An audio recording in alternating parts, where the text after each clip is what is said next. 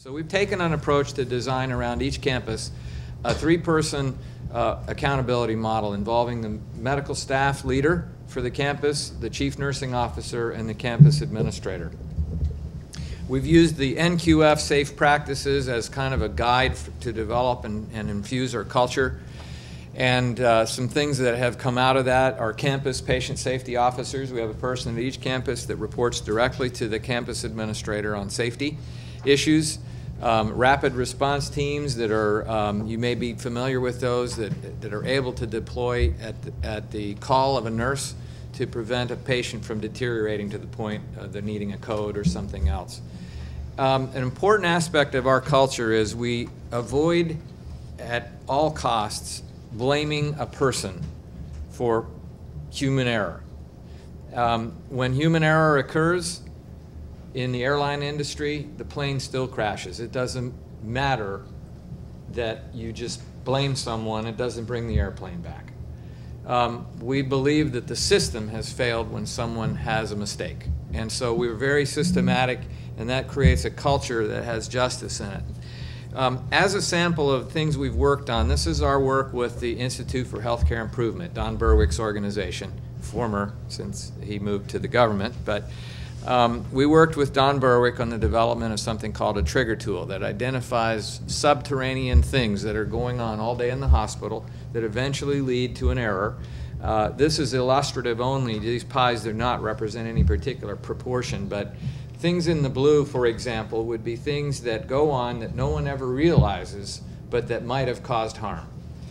When you're getting into the pink, you're starting to have something happen, temporary setback, a rash, something that shouldn't have happened, and then you get into serious permanent damage and eventually death from these kind of adverse events, and we need to drive those out. So the trigger tool basically gets at those things way before they become a huge problem. So this graphic here is just showing you what in IHI's definition adverse events were at Florida Hospital, how we're driving those down, and that eventually results in fewer deaths, fewer errors, and this is somewhere all of us want to get to the point where there are no preventable deaths ever in a hospital. Another example here is our work with Johns Hopkins and the Robert Wood Johnson Foundation on central line associated bloodstream infections. Some people know that as CLABSI. Now the goal on this is none, absolutely none in our ICUs and other places. And you can see our journey there, as well as you can see where the national performance is. This has led us to receive some pretty substantial recognition. Thomson Reuters let us know last year that we were one of their top 100 hospitals in the company on performance improvement. Something I wish I had time to explain to you. Health Grades also has placed us in the top 5% of hospitals in two categories: clinical excellence for the hospital-wide, and then patient safety excellence.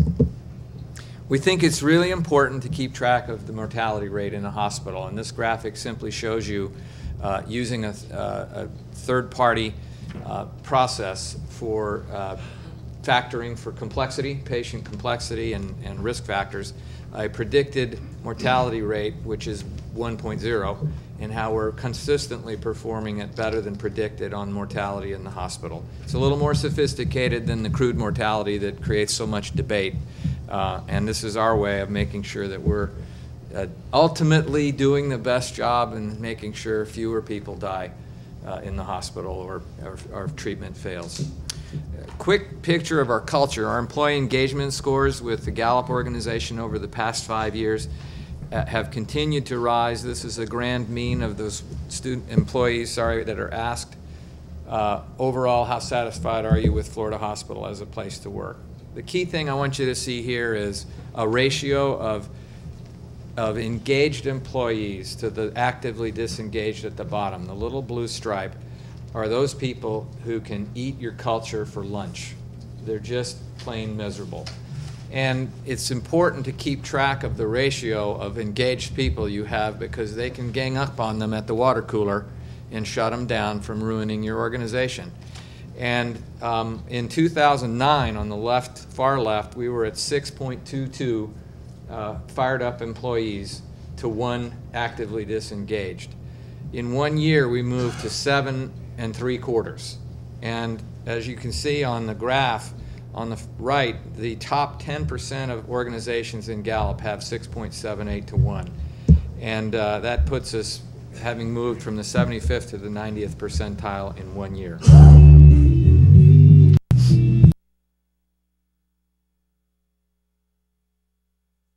Family to me. We're kind and nice to each other. Everybody knows you.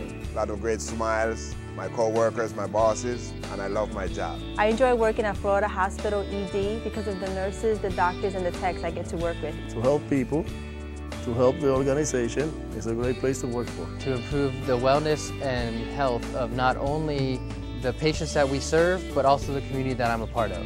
We provide services to the community and our patients that they may not have anywhere else. I love working in Florida Hospital Central Transport because we're the first people to give the patients a warm welcome. Because I'm a people person and I love to spread joy, and I get to do that at South. Because there's so many people that come in and out of this hospital that I get to impact every day. I like interacting with the patient, bringing a smile to their face. Florida Hospital is a place where you meet all types of people, and it's just wonderful to be a part of the team. Because of the mission, saying the healing ministry of Christ to not only our patients but to each other. The opportunity that the employees have to pray with me as a patient was very important to me, and I really saw the mission of Florida Hospital. My own purpose is fulfilled here at Florida Hospital. I love the connection to the ministry and to the healing ministry of Christ. It's a place where I can walk down the hall and listen to praise and worship music over the intercom, and I can say a prayer for someone. Because I love being a part of a faith-based organization that makes the difference in the lives of people.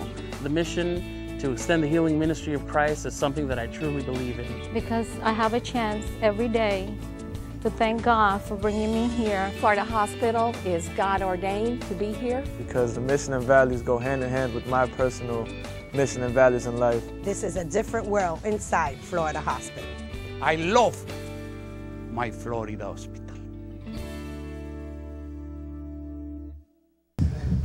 If you're ever having a bad day, you just go see Clifford.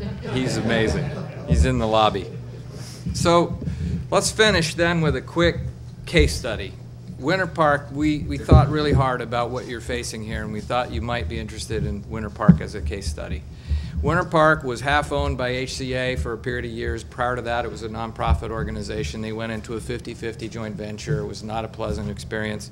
And so the foundation wanted to exit that. And I think it was mutual with HCA, if I remember correctly. So we essentially acquired the whole thing, paid HCA, paid the foundation, and took care of the structure and brought it in. Now, if you think about Winter Park, it's just a couple miles from the Orlando campus. Our thinking might have been defensive. Let's stop this thing from competing for admissions in the Orlando campus. Let's just dress it up, make it look decent, and bring our brand there and do some process improvements and just keep it where it's at. Just basically hold it in place, because it's kind of threatening to our model, because the Orlando campus is what it's all about, maybe. That's what you might think. So converse to that, we immediately moved our entire joint replacement and orthopedic institute to Winter Park. All of a sudden, a whole wing of the hospital that had been empty for years had life. That is now still the home of our major orthopedic institute, inpatient unit, and rehab inpatient came along with that package. Just a few months ago, we opened a brand new family practice residency clinic, invested in a new facility there, and it's now a teaching campus. We didn't see this coming, but we now have probably one of the best hospitals in Central Florida. I would say the best in the Florida hospital system for ENT surgery and all of the things that go with that, including the radical head and neck cancer type cases. I didn't even see that in the plan, but we've continued to invest where the doctors have pointed in that case, the doctors group has led that strategy, or where it makes good logical sense. So rather than plan defense, we've plowed into Winter Park, and we have been rewarded for that, and I believe the community has as well. Admissions have grown from 10,000 to 15,000 in that time. By the way, the Orlando campus has grown at the same time, and so has East Orlando, so has Altamont. So it wasn't taken from anyone else in the internal view. The EBDIT trend has been phenomenal, from $15 million a year in 2002 at a 13% EBDIT to now 22.5% EBDIT and over $50 million. Again, if you remember our capital model, that creates capital for that campus, and it also generates strategic capital for the company, and Winter Park can come back later and ask for capital for multi-year projects. So as a straw example of what we're considering, this would be Winter Park Memorial in a few years, having grown as they have, rather than just playing defense, put a fence around it and say, hopefully it won't be a problem to Orlando anymore. So that's our view. We sort of run at challenges like that and invest in them and make things better. So given that, we want you to think about us doing the same thing at Health Central. Health Central is poised to realize a dream of exceptional healthcare leadership, powered by the vision to become a full-service, state-of-the-art hospital. A dynamic foundation has been established. The centerpiece of this foundation is the main campus, strategically located at the transportation crossroads of West Orange County. At the center of the campus is a distinctively designed acute care hospital that is ingeniously integrated with a medical office building, thereby creating a destination patient care facility. The first jewel in the development of this comprehensive health campus has been set, and the board is seeking a partner who shares their vision for growth.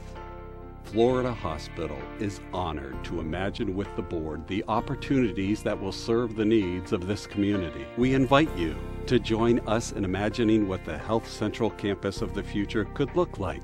Come, fly with us. Imagine the lives that we can change when we're working hand in hand and side by side. And we'll keep. You are witnessing an animated fly-through of what a Health Central master plan could look like. This is only an example of what a finished product might display. To achieve a final plan, we will involve the board, physicians, employees, and community leaders. The current fly-through includes some of the concepts that you have already embedded in your long-range planning for developing a comprehensive health campus. These include space for an outpatient pavilion complete with physicians' offices, a location to implement your 60-bed subacute care hospital, a center of excellence zone featuring the following specialty services: ortho rehab, cancer, cardiology. The master plan will incorporate your Health Central Park and other properties.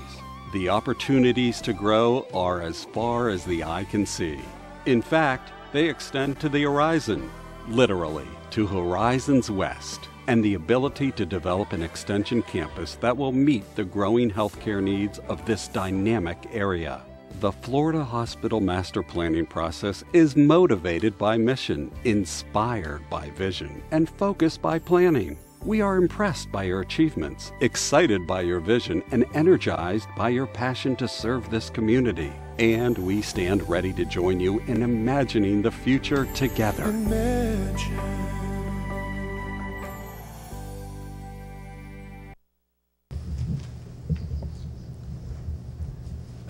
I think you see your choices. Our effort today has been to give you one, a very good one, and our approach would be invest in your vision.